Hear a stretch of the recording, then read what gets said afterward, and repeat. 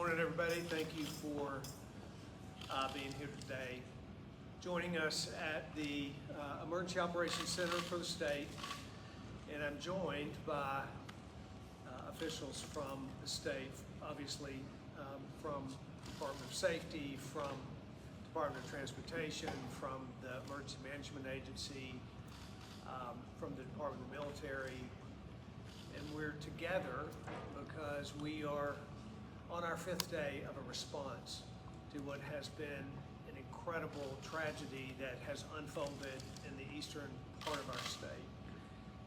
Let me just start off by saying the volunteer spirit is alive and well in Tennessee, and it's evidenced if you get on the ground in the counties that are affected up east. We have seen a significant outpouring of volunteerism from high-profile cases like Morgan Wallen's gift or Elon Musk's gift of Starlink satellite equipment. CEO Walmart I talked to yesterday, who's delivering hundreds of thousands of dollars worth of supplies there. Bristol Motor Speedway opening up their facility for use, and countless churches and nonprofits and neighbors and families serving those who are survivors of this tragedy. Let me say as well, there is an enormous response from the professionals.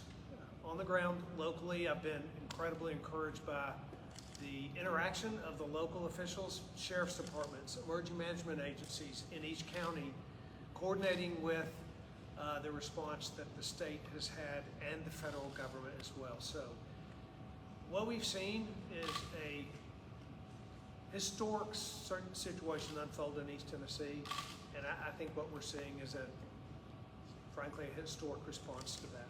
We have almost 400 National Guardsmen on the ground in the region. We have 400 TDOT workers, and those National Guardsmen, by the way, are operating airlifts with Blackhawks. A number of those Blackhawks, I think 9 in the area, that are delivering supplies and of water and other necessary supplies to residents that have been cut off in the region.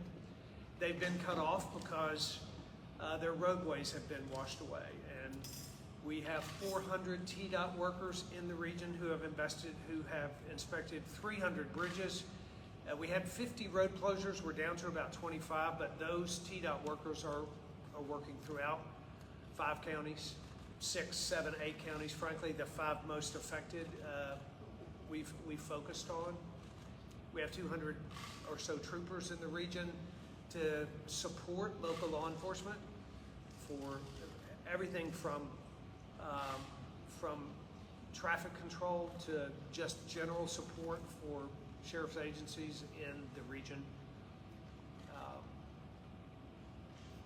There has been a significant response, and there is a tremendous amount of work to do.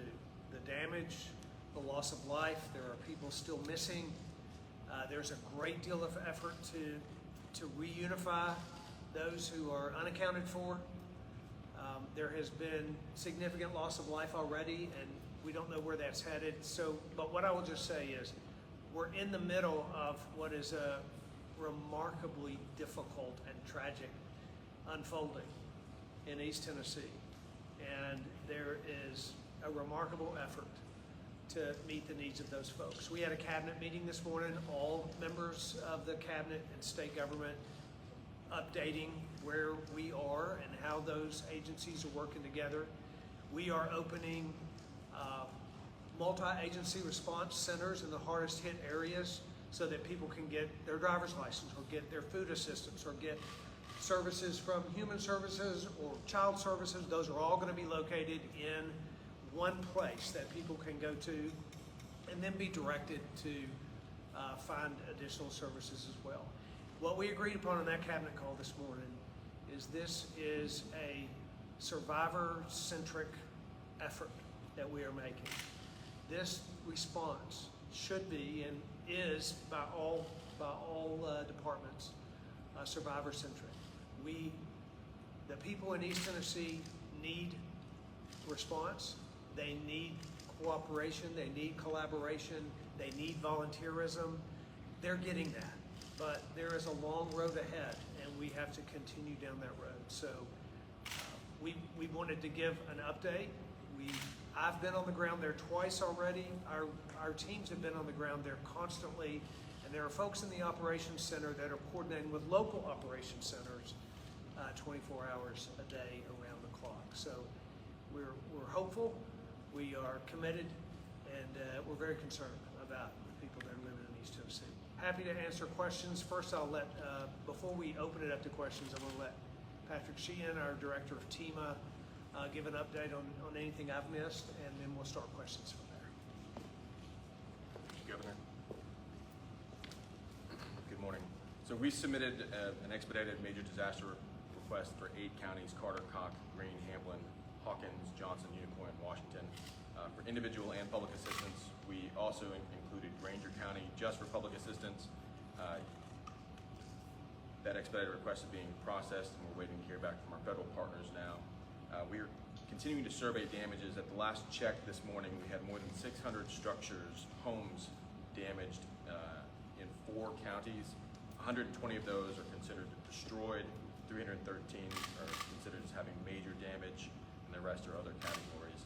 That number has greatly increased since yesterday. We'll have a lot more numbers, I expect, here in the next couple of days. If folks are returning their flood damaged home, we really just want to caution them to be very careful as they remove debris. Flood waters oftentimes carry a toxic sludge of things, and so make sure you're wearing proper gear as well. If survivors have needs with cleaning up, we've partnered to open the Crisis Cleanup Hotline. They can call to arrange for assistance so that 1, we know where they are, and 2, we can get them the right level of assistance there. That number is 844-965-1386. For any survivor, anyone going back to their homes, just document your damages. Call your insurance companies, gather all your important documents that you can. There are more resources available on our website. We are the volunteer state, and we could see the outpouring of volunteers as the governor and many of us visited with those impacted communities yesterday. We are partnering with Bristol Motor Speedways to coordinate the opening of what we're calling the Northeast Tennessee Disaster Relief Center. We'll be posting a lot more about that here in the next few hours, but it is the place we're going to be directing donations. So voluntary organizations throughout, and communities and churches throughout Tennessee and across America are reaching out, wanting to send things. Bristol Motor Speedways has graciously allowed us to use their properties, so we'll be pushing all donations there and then using that as a logistics staging area to make sure that we're meeting the needs in each of these communities as they can receive aid. The disaster relief hotline will be opening there as well later today. We'll be publishing that number later. We're standing up that call center as we speak. We're doing the testing to make sure that the numbers are working and that we don't experience any technical difficulties. This area will also serve as a base camp for task forces and voluntary organizations that are coming in to support this. There are still lots of donation sites in each of these counties. You can find those on our webpage about what's being taken and where you can pick up bottled water or other resources that are out there. You can find all our volunteer and donations information at tn.gov/TEMA, and on the top banner is around Hurricane Helene. We're down to 1,400 power outages reported across the state right now. That's down from 5,000 yesterday afternoon, which was down from 9,000 yesterday morning. So those utility providers are making great work. There are still lots of problems with cell phone communications in Verizon, especially in Carter County, and we're working with Verizon and AT&T to provide solutions. And as the governor talked about, Elon Musk and Starlink are providing things in addition to what we've already purchased to augment that communications capability. And at this time, we're happy to take any questions you might have for us. And you can direct questions to me or to any of the departments here. Governor, Yes. do you Yes. feel like, I'm sorry, do you feel like there needs to be any sort of state investigation into the deaths at the plastics plant where people who work there have said that they were required to stay there until it was too late? My understanding is that the TBI is investigating that particular situation right now. And do you have any early indication of whether the delay caused deaths? Don't know anything about that, but the investigation will reveal if there was any issue there. Yeah. Some lawmakers have been arguing from the way the federal government has responded quickly enough to this in Tennessee. Could you detail the timeline of when you requested emergency status and what helped you proceed?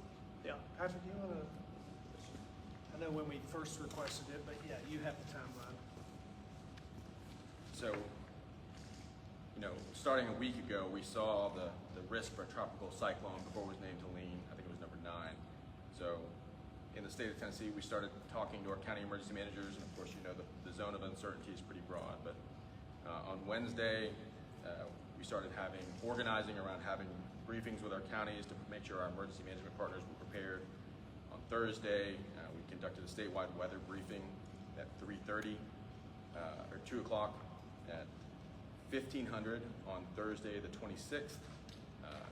I activated the Tennessee Emergency Management Plan to level 4, which initiates a state of emergency in the state. And we brought in and planned our EOC staffing and the Southeast region and East region regional coordination center staff. On Friday, we asked for an emergency declaration, an EM, based on the conditions we were seeing on the ground. That was granted within 24 hours. We've subsequently asked for an expedited major disaster declaration, and we're waiting to hear back now from the federal government on that. What does that mean handling about how quickly you receive funding? Can you ask that again, ma'am? What does that mean about how quickly you actually receive funding? So for the EM declaration, it means that Category A debris and Category B emergency protective measures is reimbursable now. We're waiting to hear on when we get the major disaster declaration, and as soon as that's issued,